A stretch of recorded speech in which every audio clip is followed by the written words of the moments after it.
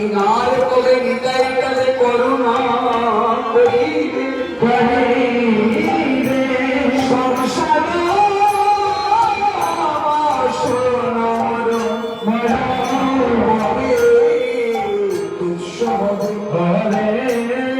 বিষয় সারিয়া কবে শুদ্ধ হবে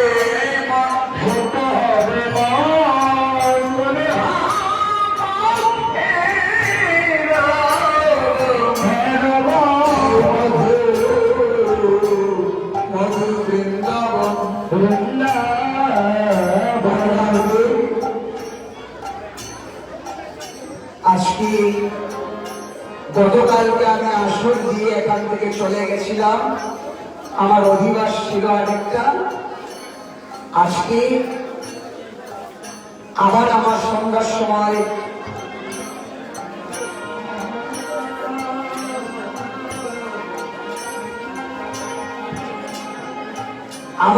সন্ধ্যার সময় উত্তর গোষ্ঠীর আসর আছে।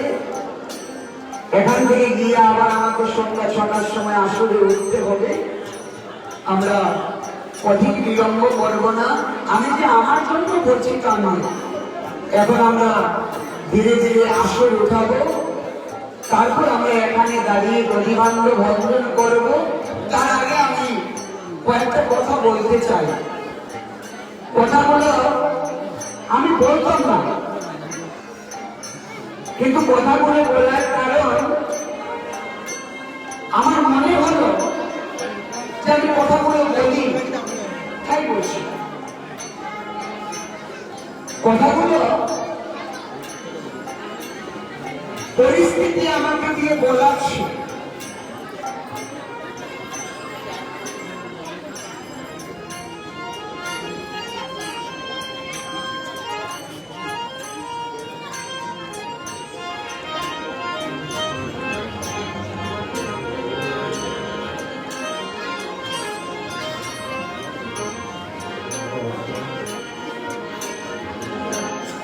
কথাটা হলো আস্তে আস্তে আস্তে আস্তে বিদায়ের ঠিক পূর্ব মুহূর্তে আপনারা যারা রাস্তায় দাঁড়িয়ে আছেন, আমি অনুরোধ করছি আপনারা অল্প অল্প সরে সরে দাঁড়াবেন, কারণ শ্রী বিদ্যাবতী কীর্তন দর্শন করতে দিন।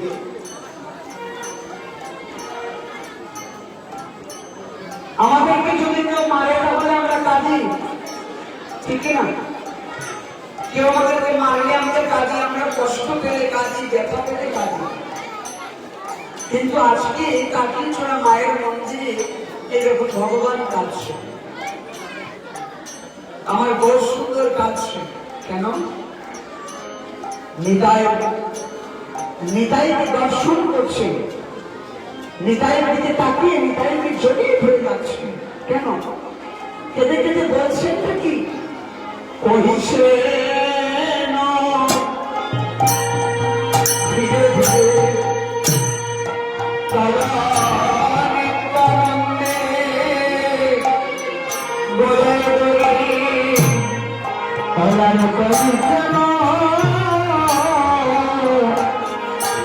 ধীরে ধীরে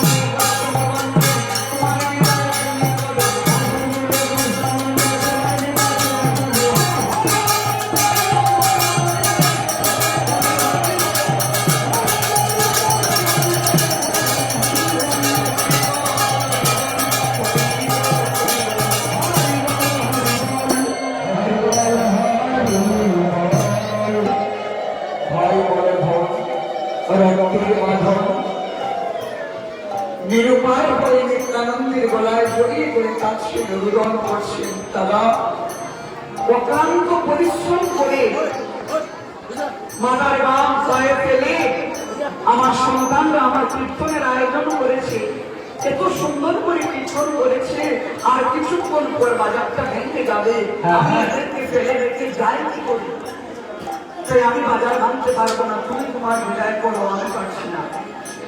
কৃষ্ণ ভক্ত মায়েরা বাবারা, ভগবান ভগবান আমাদের জন্য কাছে আমাদেরকে ছেড়ে যেতে ভগবানের দেখা করে কষ্ট হয়, আমরা কি সেটা বুঝি? ধারে নয়নে জল হচ্ছে, ভগবান রোদন করছেন, দেখায় যে আমার ভক্তকে ছেড়ে যেতে হবে। আমরা আস্তে আস্তে, আমি এই যে বলেছি, আমি কয়েকটা কথা বলতে চাই, আমি সেই কথাগুলো শুরু করছি, কেউ কথা বলবেন না। হরিনাম সংকীর্তন আমরা করি কেন? ভালোর জন্য না খারাপের জন্য? কীর্তন আমরা ভালোর জন্য করি, এই কথায় একমত কারা কারা একটা হাত করে করবেন? হরিবল হরিবল। আচ্ছা, আর খারাপের জন্য করি, এই কথায় একমত কারা কারা?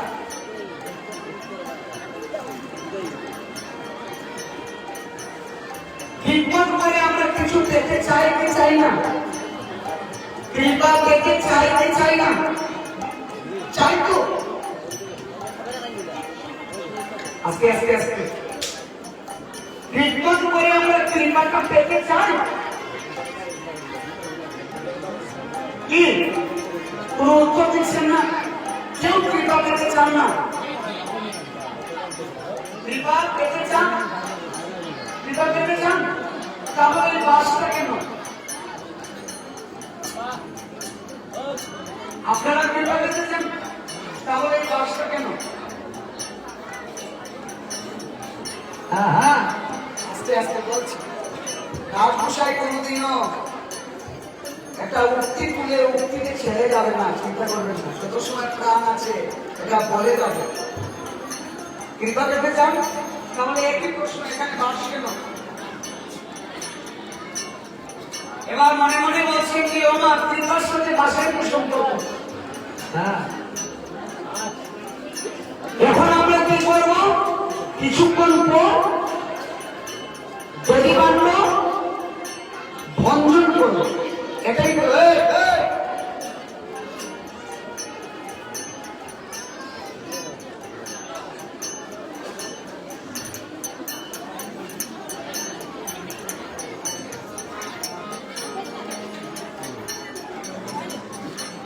তাহলে আপনারা বলতে পারেন যে কৃপার সাথে বাসের কি সম্পর্ক? এখানে বাস কথা কেন আমি প্রশ্ন করলাম, তাই না?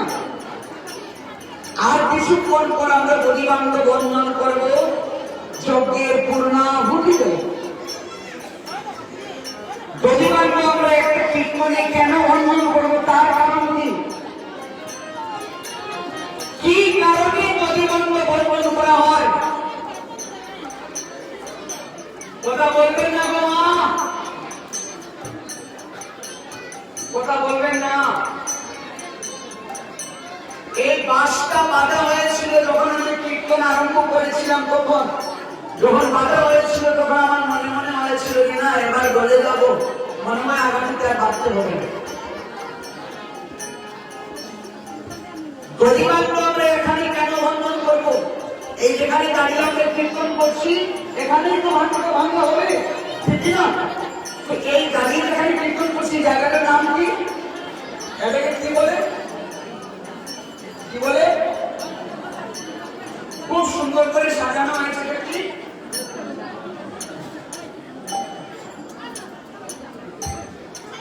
সবাই আচমকিত হয়ে গেল। এটার নাম কি গো? বৃন্দাবন। বৃন্দাবনী একটা পিন পড়লে পিনের শব্দ করে, আর এখানে চিৎকারে গান দেখা যায়। বৃন্দাবন,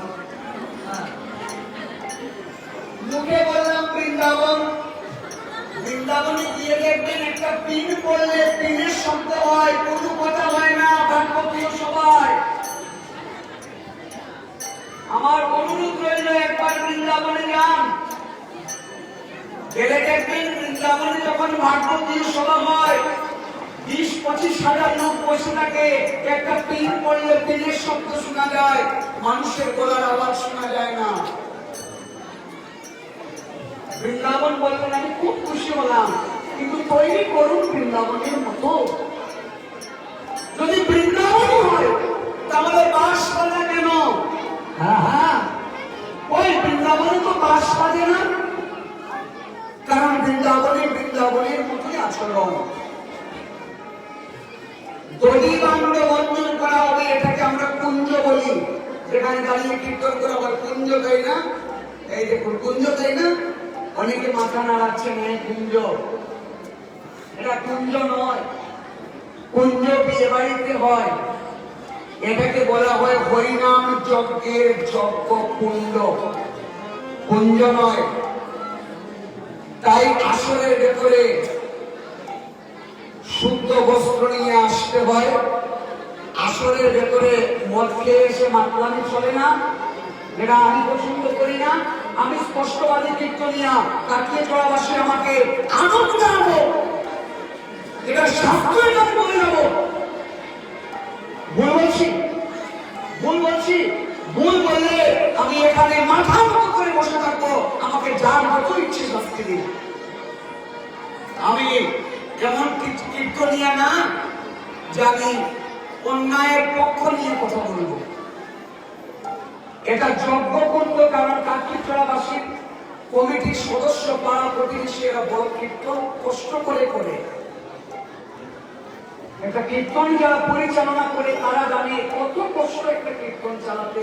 রাত্রি 3টার সময় যখন কেউ থাকে না, কমিটির 10-12 জন মশা মারে, ঠিক না? সবাই তো পোশাক নিয়ে উঠে চলে যাবো, তারা বুঝবে, তারা করে। তাই এটা কি যজ্ঞ করবো, এখানে অসভ্য আচরণ হয় না, মদ খেয়ে মাতলামি চলবে না, এখানে কোনো অন্যায় চলবে না। এই গণ্ডির বাইরে কিছু হলে আমি কথা বলবো না। কেন জানেন? আমার প্রয়োজন নেই যে বাবা কথা শোনার, যার যেমন ইচ্ছে করো। কারণ তোমার যদি মাথায় চিন্তা থাকে তুমি ভগবান পাবে, তুমি ঠিক চলবে। নেশা করা খারাপ নয়, সুনেশা কুনেশা। কারো ইচ্ছে হয়েছে প্রত্যেক দিনের বসে নেশা করবে, ঠিক আছে, আমি কোনোদিনও কিছু বলেছি? আমি যে 4 বছর থেকে আসছি, কোনোদিনও কোনো কিছু বলেছি? কোনোদিন আমার মুখে শুনেছেন যে নেশা করবেন না, কোনো কিছু এরকম কোনো কথা বলেছি? বলিনি। আমার অনুরোধ, আমি রাহুল গোস্বামী সবার পায়ে ধরে বলি যে এই আসনের ভেতরে, এই কুণ্ডের ভেতরে কিছু বলেন না, কারণ এটা অগ্নিকুণ্ড। আগুন নিয়ে খেলা করতে গেলে দেহ পুড়ে যাবে। কীর্তনই হয়, কীর্তন নাটক হয় না।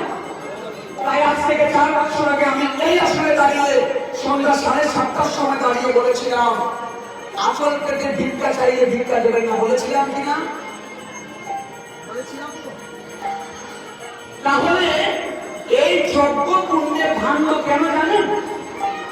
এই গদির ভাণ্ডটা হচ্ছে গদি হরিদ্রা যুক্ত সংকল্পিত প্রেমের ভাণ্ড।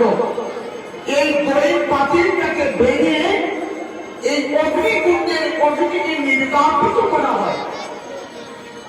আর আমরা এত বোকা যে আমাদের জন্য বাঁশ কাটতে হয়।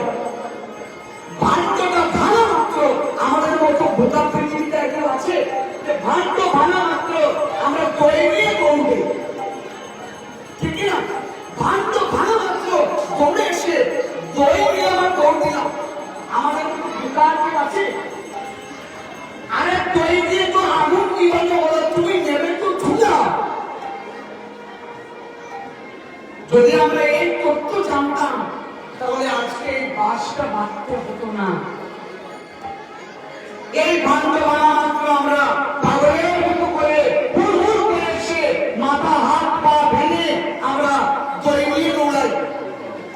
মনে রাখবেন এই দৈনিক উঠানোর কোনো মানে হয় না।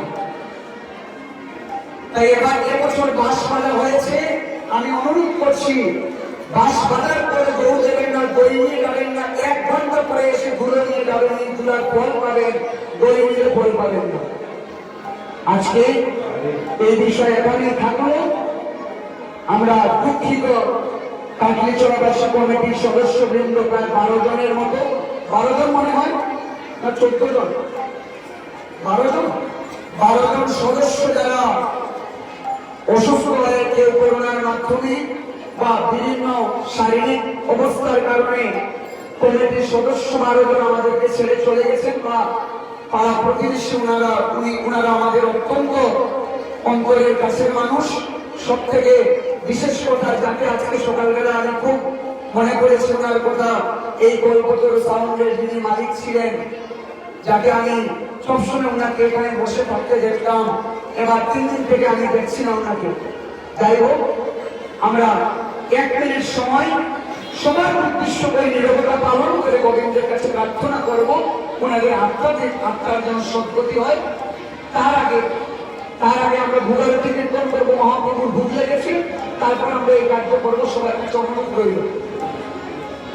ভগবতী